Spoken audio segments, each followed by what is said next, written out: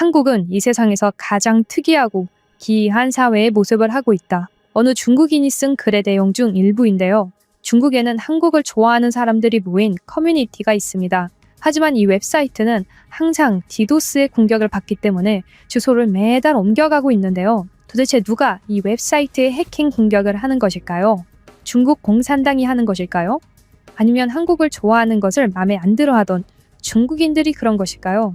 여기는 한국 유학을 준비 중인 중국인 대학생들이 정보를 공유하는 곳인데요. 한한령이 있더라도 이러한 정보 공유 웹사이트는 불법이 아니기 때문에 중국 공산당에서도 대놓고 정지시킬 수가 없는 곳입니다. 그래서 몰래 디도스로 공격하는 것일까요? 만약 그런 것이라면 참 공산당도 찌질하네요. 한편 여기에 올라온 글들은 대부분 흥미롭습니다. 그중 최근에 4천만 조회수 가까이 기록한 어느 글에 대해 소개해드리겠습니다. 정말 한국에서는 너무나도 당연한 이야기들만 나열해놓은 이야기였지만 생각해보면 다른 나라에서는 그게 당연하지 않을 수도 있고 한국을 이렇게 생각할 수도 있겠구나 라고 느낀 부분들이 많았습니다. 하지만 중간에 좀 이상한 이야기도 나오기 때문에 적당히 걸러서 들어주시기 바라겠습니다. 해당 내용 바로 소개해드리도록 하겠습니다. 한국은 이 세상에서 가장 특이하고 기이한 사회의 모습을 하고 있다. 한국은 남들보다 잘 살고 있지만 자신이 불행하다고 느낀다. 도대체 이유가 무엇일까? 최근 미국에서는 상식을 두고 퀴즈 싸움을 하는 프로그램들이 유행하고 있다. 이를 따라해 중국에서도 이러한 프로들이 생겼는데 한국에서도 유튜브라는 그들의 요오쿠 플랫폼에서 상식 퀴즈를 내는 컨텐츠들이 있다. 하지만 미국과 중국에 비해서 한국의 질문들은 상식 같지 않을 정도로 난이도가 어렵다. 예를 들면 처음으로 미국의 땅을 발견한 사람의 이름이라던가 태양계에서 태양과 가장 가까운 행성, 물이 끓기 시작하는 정확한 온도, 나뭇잎이 초록색인데 이것이 햇빛과 작동하는 현상의 이름 같은 것들 말이다. 미국인들은 대부분이 이것에 대해 맞추지 못했고 중국인들도 10명 중 2명이 맞출 뿐이었다. 특히 한국인들의 상식이 가장 좋다고 느낀 것은 각 국가의 수도를 맞추는 것이었다. 유명한 국가이지만 항상 수도를 틀리는 대표적인 국가는 호주인데 우리 중국인들과 미국인들은 거의 대부분이 호주의 수도를 시드니라고 이야기한다. 시드니가 사실 호주에서 가장 유명한 곳이 맞으니까. 하지만 내가 본 영상에서는 한국인들은 대부분 호주의 수도를 캔버라라는 곳으로 맞췄다. 이러한 상식의 다름은 일상생활의 다름으로 이어지기도 하는데 한국인들은 경제 시스템을 이해하는 사람들이 정말로 많다. 이거는 우리 중국인들도 꼭 알아야 하는 것이기에 만약 모르는 사람들이 있었다면 이 글을 보고 절대로 잊지 말아줬으면 좋겠다. 이것은 사실 한국인들 중학생까지도 알고 있는 내용이다. 우리 중국에서는 돈을 아끼는 것이 좋은 것으로 이야기되지만 사실은 그렇지가 않다. 전 국민이 돈을 많이 쓰는 것이 건강하고 좋은 세상이다. 한국인들은 이것을 알고 있고 젊은 세대들은 돈을 아끼지 않는 경향이 생겼다.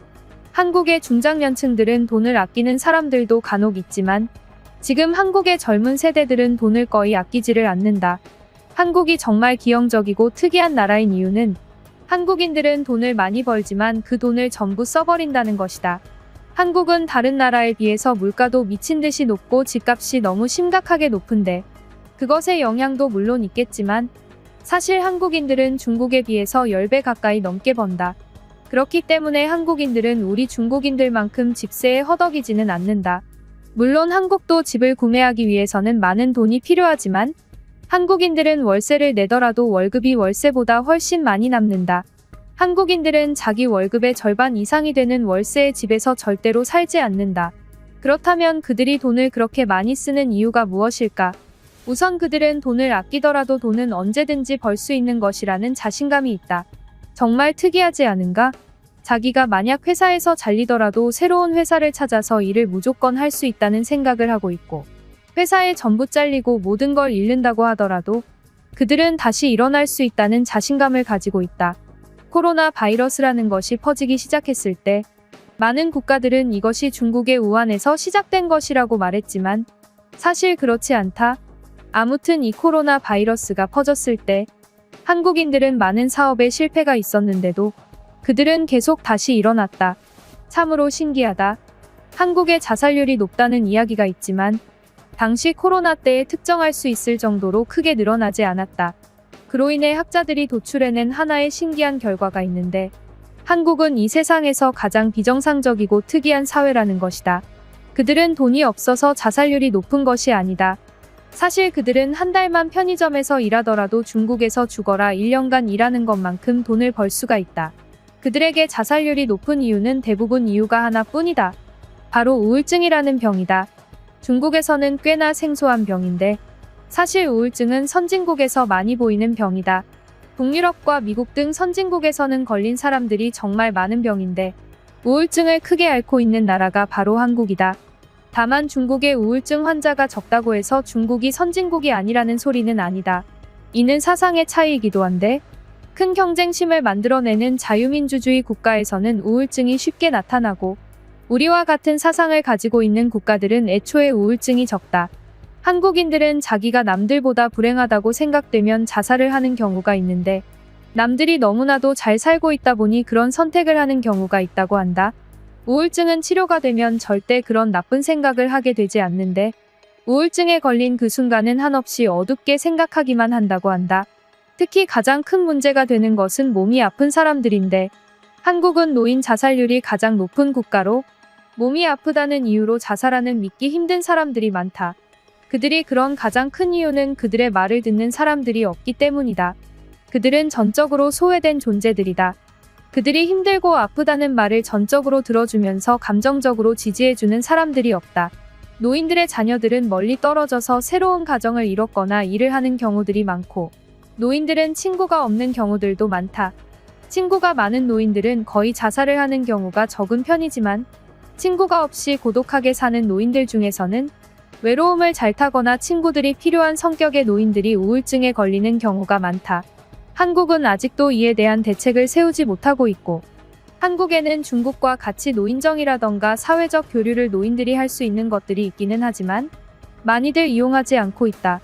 특히 몸이 아파서 우울증이 온 경우에는 그 우울증의 증상이 매우 심각한데, 치료를 할 수 없는 병이라고 느끼는 순간 아주 큰 우울증이 오게 되고, 그것이 결국 나쁜 결과로 이어질 확률이 높다.